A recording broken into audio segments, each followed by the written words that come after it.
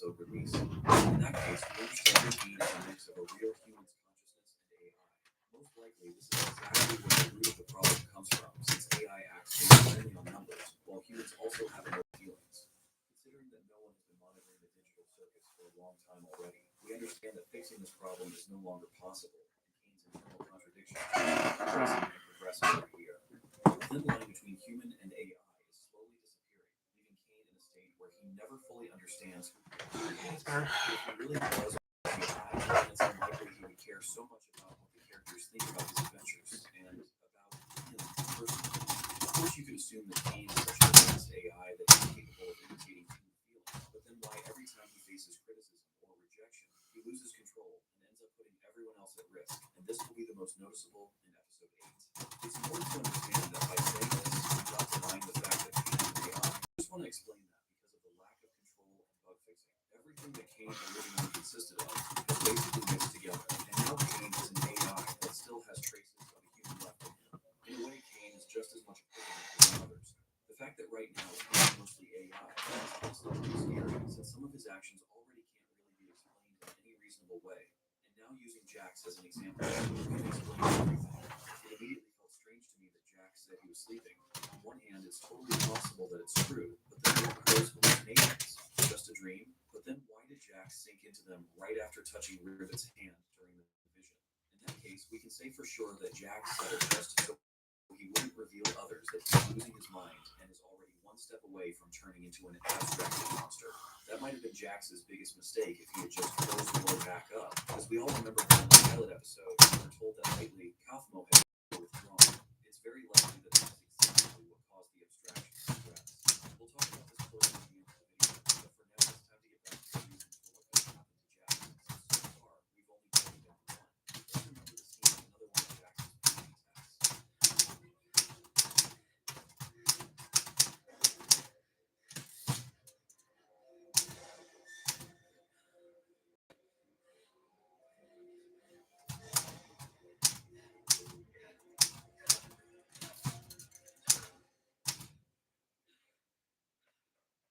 On a closer look, we can notice several shots from Jackson's real life. We were shown a road as well as a small residential area. If we pay attention to the signs there, one of them limits the speed, while the other warns that people can run out onto the road in this zone. Considering that these exact scenes pop up in Jax's head during a panic attack, we can be 100% sure that Jax was responsible for a car accident in which a person died. And judging by everything, he fled the scene afterward. This event has been haunting Jax his entire life. And what's important to understand is that these memories didn't just appear in Jax's head for no reason. There's a theory I talked about in the video about why Jax pressed the red button. And if I keep it short, these memories are being planted into Jax's head by Kane. From previous episodes, we've learned that Kane can actually get into the characters' minds and influence their thoughts. The most perfect example is when he managed to make Jax a vegan. He genuinely lived in control. Jax was convinced he was a vegan and couldn't do anything about it until the moment Kane removed the trait from his personality.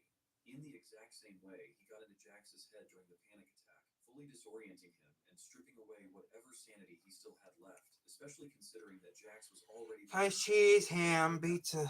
The peak of this whole situation is Jax's breakdown, after which he said this.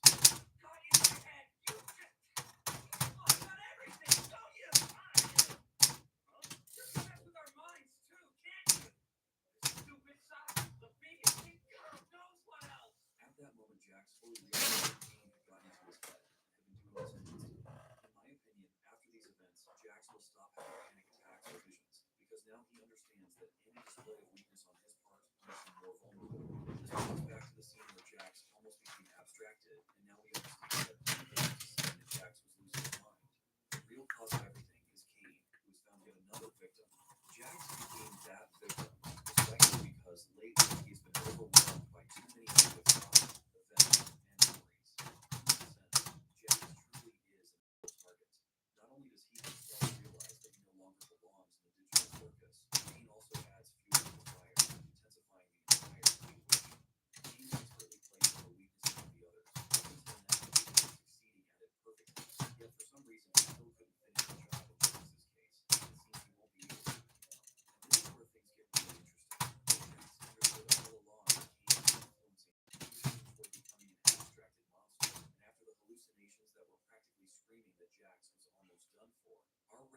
realized that isolating himself from everyone else would be the absolute worst option.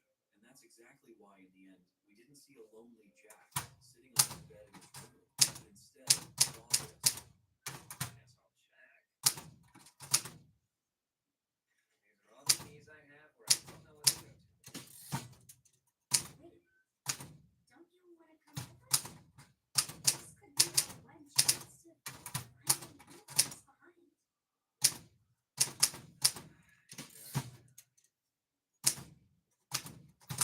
We're keeping activists away from war as well. Wait until someone started experiencing serious mental issues, and then gradually worm his way into their head, showing disturbing scenes, reminding them of terrifying events from their past. Each time it would get worse and worse, right up to the point where the character completely closed themselves off, which ultimately led to turning into an abstracted monster. Jack is a perfect illustration of this process, but this character's will to live helped him make the right choice, and now we can say for sure that Jax will not turn into an abstracted monster in either episode 8 or episode 9. Episode 7 Bag of tea baguette. Therefore, in the context of the narrative and the events around the characters in episode 8, it's important to rely on what we saw in episode 7. It's easy to notice how much Pomni has changed since the early episodes of the Digital Circus. Starting with episode 4, Pomni kept getting better and better, and what is probably the most important thing shown in the context of her story are two Ooh. things at once. The friendship with Agatha became stronger, and overall her mental health finally stabilized. Of course, if you don't count the final scene. You can also notice that Pomni has become more level-headed than before, and this is very well proven by this scene. Thus, at this point, we see a What else do I character wanna who is do? not just burning with the dream to escape no matter what, but is trying to recognize where the truth is and where the lie is. Despite all of this, episode 8 may become the worst one for Pomni since the pilot episode, because after all, the desire to escape the digital circus is directly associated with her, and the final scene showed us the complete destruction of that dream. Plus, Pomni finally realized what reality of pain is impersonating. However, I'm more than sure that Pomni will be one of the first to, so to speak, come to her senses after everything that happened. She dreamed of escaping for too long and just gave up in the end. This will partly be the reflection of her story in episode 8. I can't prove it, but I'm sure that it has shown Pomni's memories from the pilot episode where she ended up in the void. And it is exactly this that some part of the digital circus plot in the next episode will be built around. Despite the fact that the characters have no idea what the void actually is, we've known since October of 2023 that this is exactly the one that takes the digital space.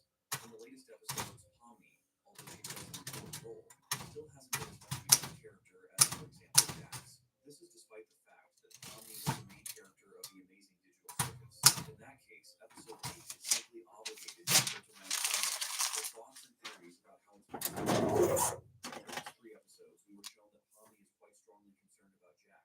And that is exactly why now, let's talk about the events around Jax in episode 8. Jax is the most ambiguous character of the digital circus since over the last half year, he has played many different roles, starting from a classic bully and ending with someone completely broken inside and scared. Episode 7 should be the point of no return for Jax, which in the end would lead him to struggle with the others who are just. However, everything went completely off script. I'm going to add that a little bit. Jax had already completely given up. We saw this.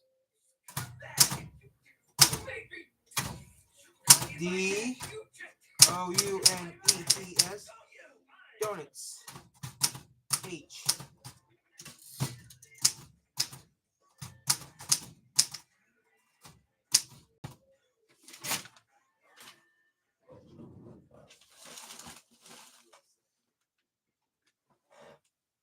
Old Spice Gentleman's Body Wash. Hyper 360 has an unbeatable fit that's up to 100% proof.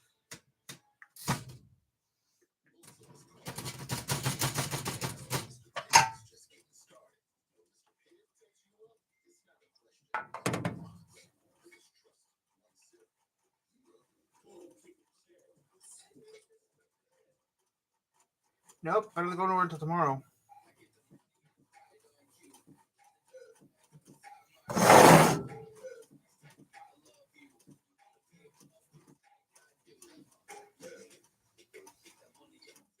I don't think I'm going to Hard. I'm going to Walmart tomorrow.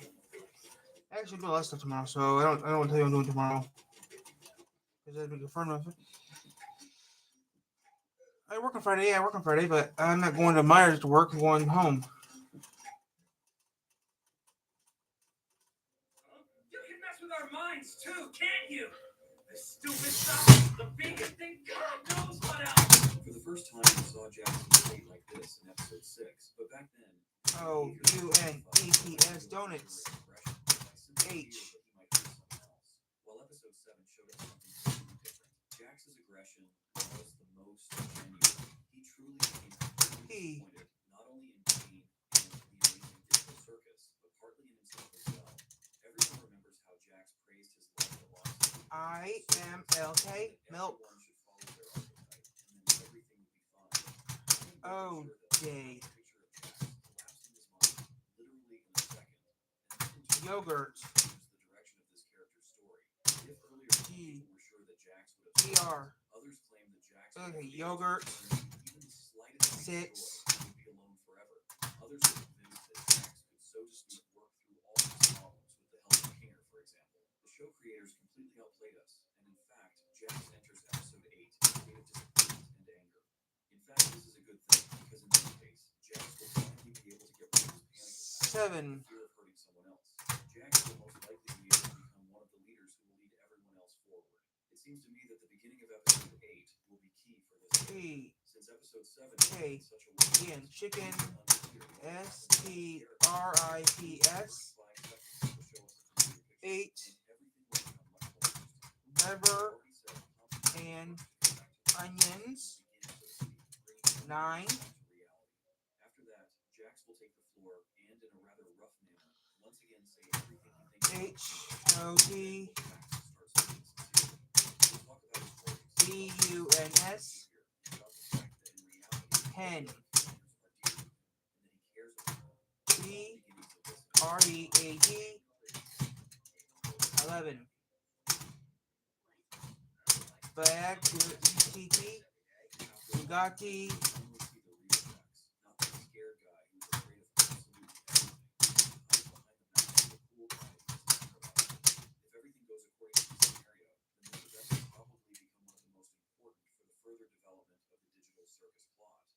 Okay. 13.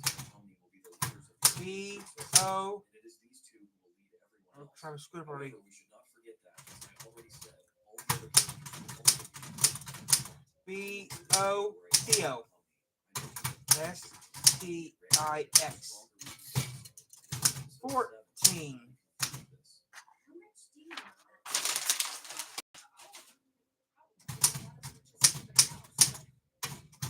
about PECES.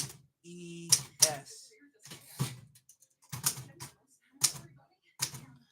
not weird at all. I had a similar experience. I'm not buying Doritos this week. I have chips from last week still. If you think about it globally, then Ragatha has hardly changed throughout all the episodes, and only episode 5 was quite difficult for her, and showed us this character from a different side. But then, everything 6:30, returns to its 7:30. I have to go back to the living room at original 7:30 condition that, at so to least. speak, Ragatha's goal of becoming a close friend of Pomni was fulfilled. I don't think episode 8 will show us some kind of new Ragatha, and everything will be pretty HAM. will fully support Pomni and follow her absolutely everywhere. However, besides that, she will have one more insanely important role. Episode 8 will most likely become the most intense episode in the history of the amazing digital circus. In that case, it is important to remember one of Ragatha's traits. Yeah, let's just all follow Mr. Obvious Twist Villain instead. Now wait, hold on. You think Let's all just calm down and be a team here. Bonnie's got administrator passes for everyone. We're all in this together. She is genuinely worried about everyone else and cannot allow there to be any disagreements or stress within their group. Ragatha will play a rather important role as a stabilizer of the atmosphere around everything that is happening, and believe me, in a critical moment, it will be Ragatha who calms everyone down and brings critical thinking back to the others. Another insanely important character, of course, is Kinger. I think I'm having Getting revealed to us sex more than ideas. anyone else. We already know that he's one of the first people to end up in the digital circus. Mr. Kipling is an asshole. Digital world. Hmm. It immediately Mr. Kipling. why Abel didn't want to tell Okay. Pomni. Mr.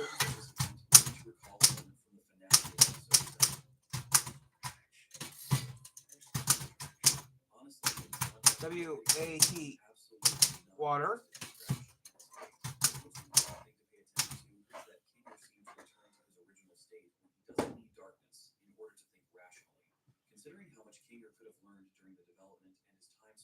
digital circus, it's not surprising that Abel, who was created by Cain, didn't want Kinger to take part in executing the plan from the very beginning. Kinger could easily realize that all of this was a lie, thereby destroying everything before anything even started.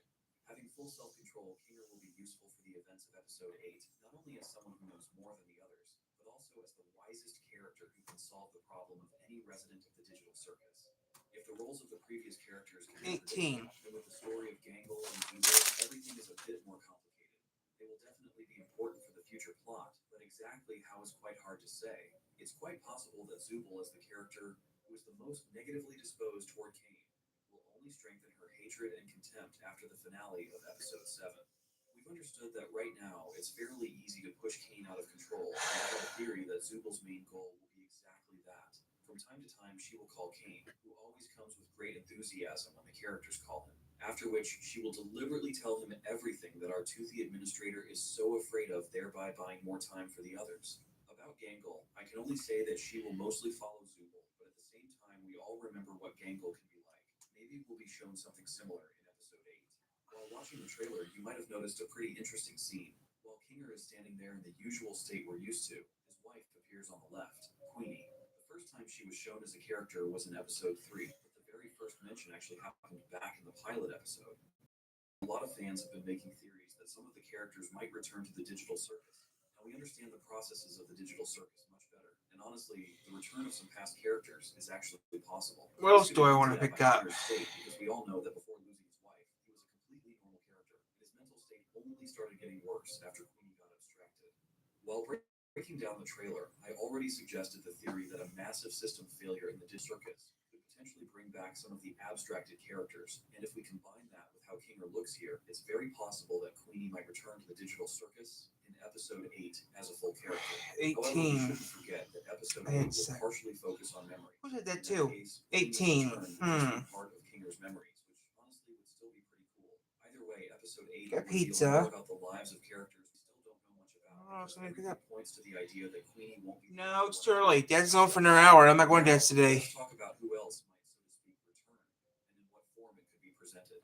Some of these characters were listed among the CNA co-workers where we can spot Kinger, something like a boss, Wormy, Kaufmo, and Rivet.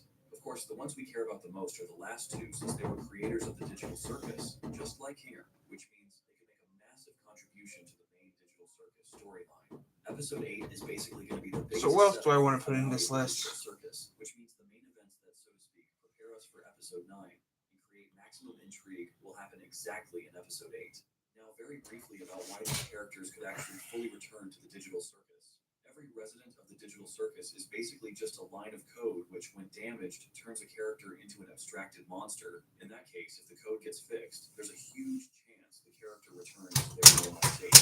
Considering that lately Cain has been glitching more and more, one of these glitches could cause instability in the digital circus that Kinger could take advantage of, being the last, so to speak, living TADC developer. In the final scene of episode 7, we saw that Kinger no longer needs darkness to think rationally, which means he can calmly use a system to bring back those who can truly help them. First, let's look at the chances of the characters returning through a full return to the digital circus. Then we'll talk about why exactly them, and closer to the end of the video, we'll discuss how useful they'll be and what events will unfold around them. In the context of these characters, we need to talk about Kinger. Certainly, Kinger has become one of the most important characters when it comes to influencing the processes of the digital circus. All of this started back in episode 6 when we saw this. In episode 7, this fact was reinforced even more, that this exact chess piece is going to become the key character when it comes to escaping the digital circus. Considering all of this, I'm sure that a full return of Scratch and Queenie will be something Kinger wants. Lately, there's been way too much info pointing at how important Rivet actually is to the digital circus, starting with that very stream featuring... No, get down nuggets and get something else like that, yeah. Where Ashley Nichols accidentally revealed that Rivet has a huge backstory, and ending with a strange conflict during a snowy adventure. I'm going to twitch it a little bit. Great. Also, after watching episode 7, we finally found out who's actually going to voice Rivet, Sky Redden, and now we pretty clearly understand what kind of voice this character is going to have. Hi. I was speaking my microphone.